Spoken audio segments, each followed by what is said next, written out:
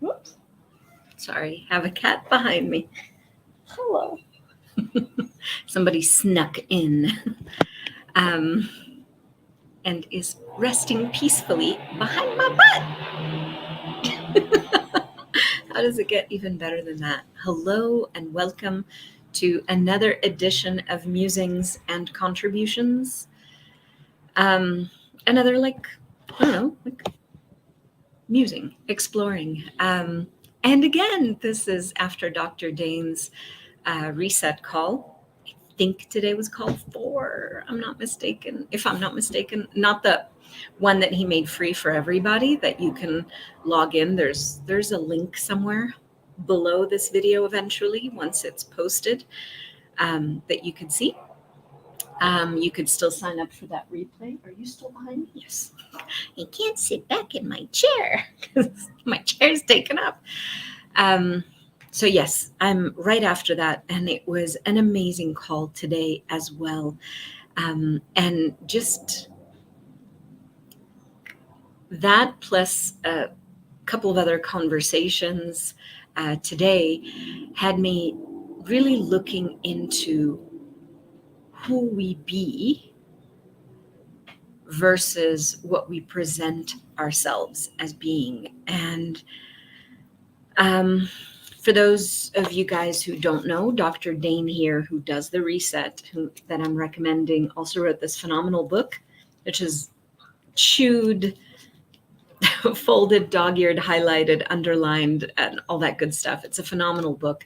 It's called Being You, Changing the World, and highly recommend it. There's a link to it as well somewhere. Go to beingyoubook.com. I think you can find it there. It's on Amazon. It's in loads of languages. It's pretty freaking awesome. But it brings you to this conversation that's a really challenging conversation sometimes. And so this is going to sound a little woo-woo. Hope you don't mind. Bear with me here. About what is being you. So I was speaking with a friend of mine prior to the reset call, and we were speaking about being and what is being us. And now cognitively and logically, for those of you guys who play with the tools of access consciousness or any other modality where we speak about we're not just this moment, we're not just this here and now kind of definition of who we are. We're not, my name is Rachel, for example. I don't say I am Rachel because I'm not.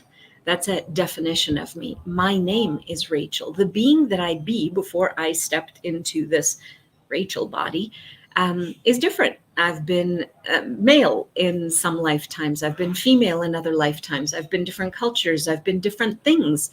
I'm not just this one experience of Rachel as, say, my parents might know me, my family might know me, you guys might know me, friends know me. They have a certain experience of me. They have a certain awareness of me, but it isn't necessarily the whole thing. And so I wonder, with each of us, where do we only allow parts and pieces of ourselves to show up rather than allowing us to relax into the fullness of the being that we be? Like, what I mean is when, okay, this is a little like deep.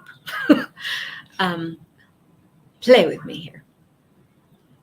So if I know of myself as Rachel who went to tal y tal university, born in this place or raised in a particular way or whatever, and I interact with people of that same culture, similar experience, people who like get me, there's this sense of we belong.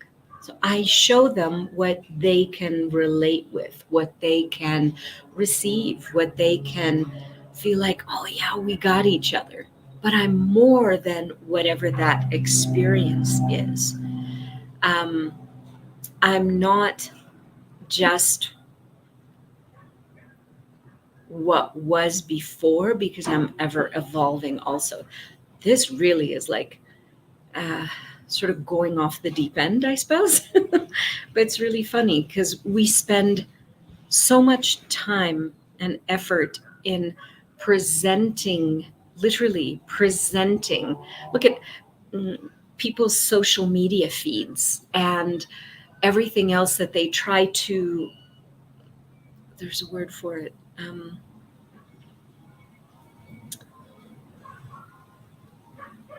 present a particular, like, I even get things for, make over your Instagram so it will look just right, so it will create more of a, demand and following and whatever.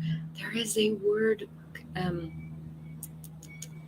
my goodness, when you have a museum and you organize the display, the exhibit in a particular way, there's a word. I think it begins with a C. I'm not sure. I don't recall it at the moment, but it's this, you present something to be able to elicit a particular response. Okay. Same thing happens in so many different ways, but when we're looking at it, in terms of propaganda, in terms of trying to push an agenda, in terms of whatever, people will present one thing so that it'll resonate for people in a particular way. But how often do we do that with ourselves? How often do we limit ourselves, don't allow ourselves to fully be us, relax into being us, because we're so busy trying to, I need that word. What is that word when we...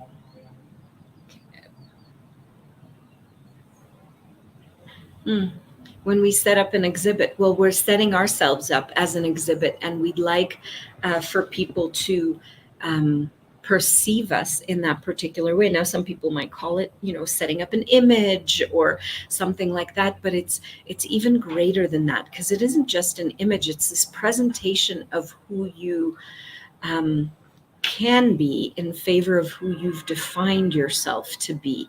And the same thing also when other people are around us, and we tend to limit our interaction, our receiving, our willingness to be with them, to receive from them based on, I've already prejudged you by what you did in third grade.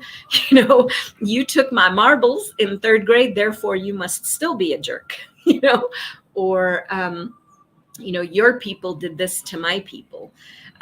Or, oh goodness, it could be about so many things. But what happens when you're in a situation like that is you see titles, you see stories, you see other things that don't allow you to be fresh, to be present, to be so intensely aware, pragmatically aware in the present with that person. You're looking at the being that's there, not all of these stories that you've been telling about them. And it gives you an entirely different experience of how to be. I can tell you that, if I go into a phone call with my parents or, with anybody really, and I'm not willing to be present with who they are at the moment and whatever it is that they're bringing to the meeting, the phone call, the whatever, then I'm not being present. I'm living in the past. I'm living in these points of views. I'm living in this experience that I may have had before, but there's more to them than just that. So what's really going on? The more I solidify, and I've spoken about that in different iterations of this, we create reality by either aligning and agreeing or resisting and reacting to a point of view. And then we create this solid sense of reality. The more we're willing to let go of the solidity, the more it wobbles. We just let go. We're not engaging in that tug of war. We can be present with what is. And it is so different to be with someone when you're not judging them, because that is a judgment. You're holding them to an expectation or a projection or anything else that you think they have to fit into that slot. And it doesn't allow them to be that change or that difference or that beauty that they could be, because we're busy sticking them into this label or this thing. So when you're in school, or in a school setting, and you're told, well, this kid is a troublemaker. Maybe this kid's been receiving projections. Maybe they're acting up on that. Maybe that's who they were 10 seconds ago, but that's not necessarily who they are right now. And when you're willing to see the humanity in another person and the humanity in yourself, okay, you begin to get the gift of the messiness, the broadness, the fluidity, the wonder, really, of you.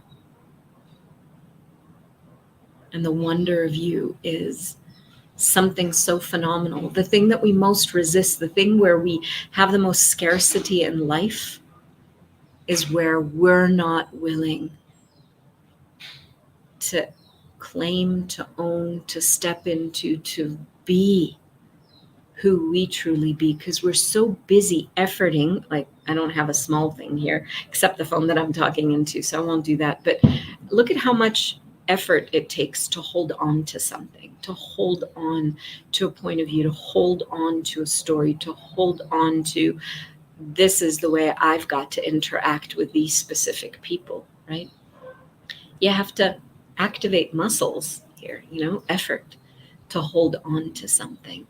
But when you're willing to let it go, just like literally opening this thing can roll off. I'm not going to let it roll on its own. Usually I drop whatever's in my hand, but you let it go. You let that point of view go. Suddenly, you're able to receive things that you wouldn't be able to receive otherwise, because you're so busy efforting, right?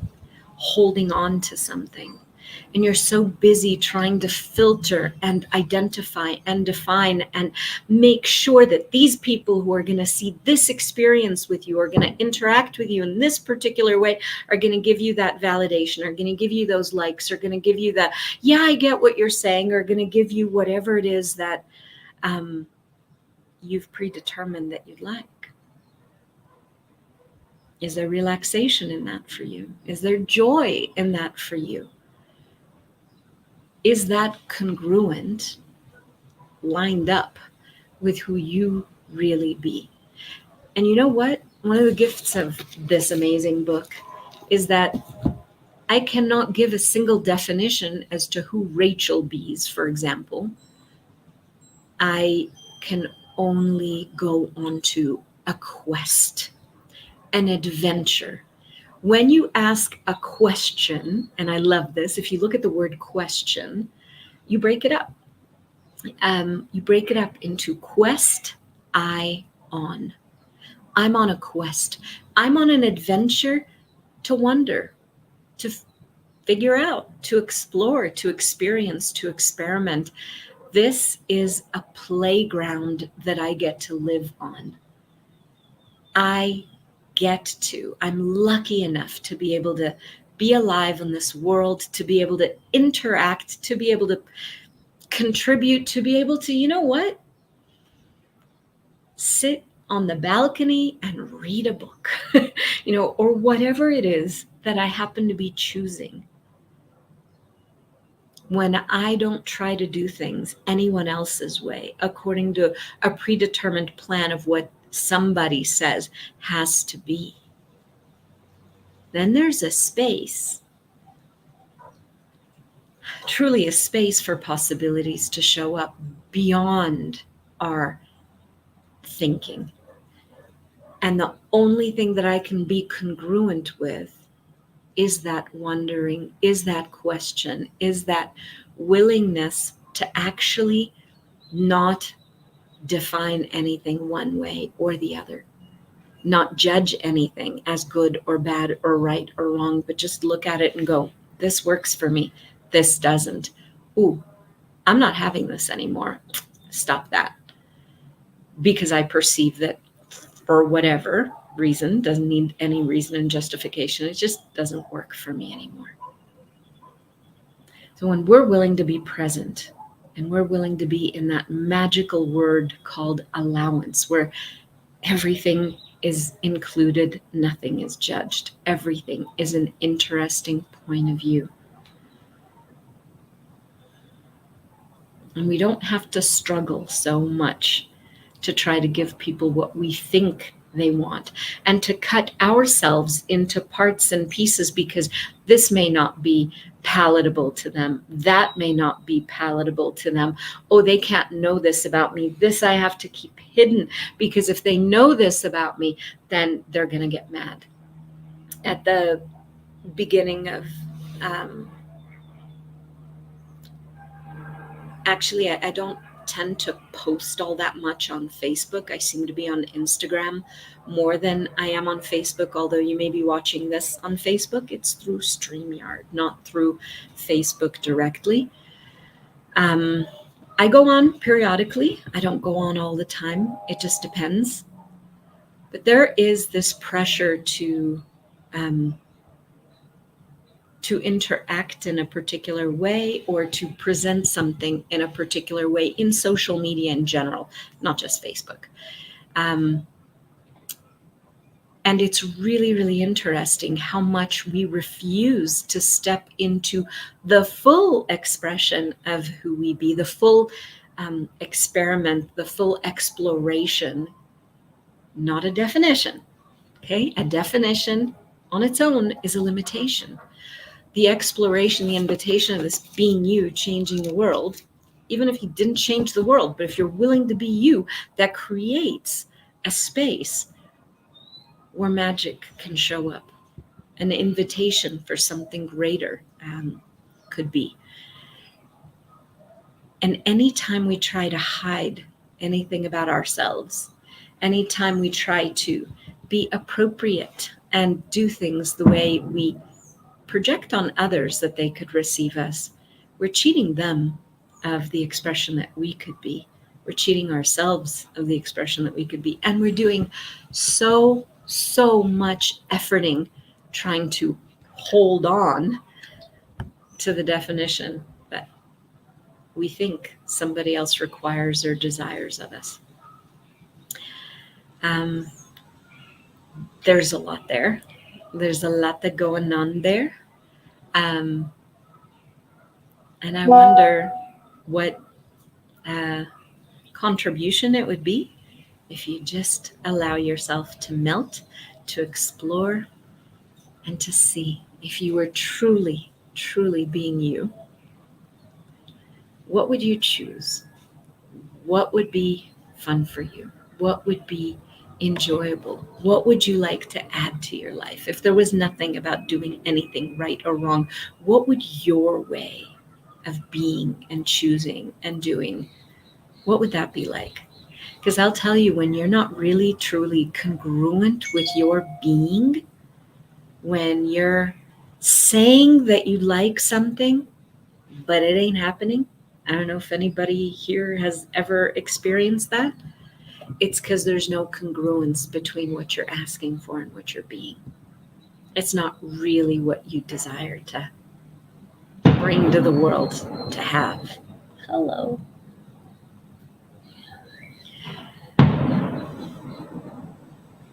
In this part of the world, generally, that's fireworks, but everything is very, very hazy, so I can't honestly see. But I don't know if you can hear the booms. But it's really, really interesting. When we're not congruent, the universe gets mixed messages from us. Well, when we're not congruent, other people get mixed messages from us. When we're not congruent, we have no clue. Are we really being ourselves, or are we spewing, parroting whatever other people say that we should say or be, etc., what they've deemed as appropriate? So I've been fascinated by that, just looking at, would I truly like this? Is this something that delights me, that lights me up, that makes me giggle, that makes me gasp, that makes me just thrilled? Is it awesome? I'll go for it. It's not? No wonder. I've cognitively maybe been asking for it, but it hasn't been occurring. So what do you know? And when you ask, when you choose, are you choosing what you know to be light and true and joyful and yummy and nurturing for you? Or are you trying to do things according to some sort of script or some sort of, this is the way it must be done.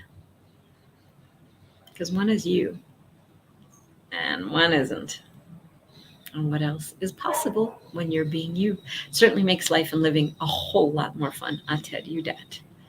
And when you don't have to put up a facade and try to do things correctly, oh, you have so much more ease going through the world. Because it just curate. That was the C word I was looking for earlier in the video when I was saying we try to curate our life. We try to curate our experience. That museum exhibit, C word. See, I got it. I'm so excited I recalled it. We try to curate, present a particular image, a particular way of showing up, a particular way of speaking about things, a particular way of, oh, I'll talk about these things, but I won't talk about those. A particular way of, no, I've got to be the right facilitator or the right mom or the right wife or the right daughter, and I've got to do things according to the book. Who wrote the fucking book anyway? There are so many ways to be able to create and choose and wonder and be. We live on a world with billions, in case you didn't notice, people on it. Each one is a unique expression. What if we showed up on this planet to just have a really cool experience? Really, just to have a really cool experience. And there is no right, and there is no wrong, and there is no good, and there is no bad. And yes, there are some things that don't work, and you do that again, and I'll whack you, or I'll walk away, or I'll make a different choice that you may not appreciate, because I'm going to do what's going to work here. But it means not giving up on us. And it means being willing to explore. So what are the infinite possibilities? And look forward to seeing you tomorrow. Bye.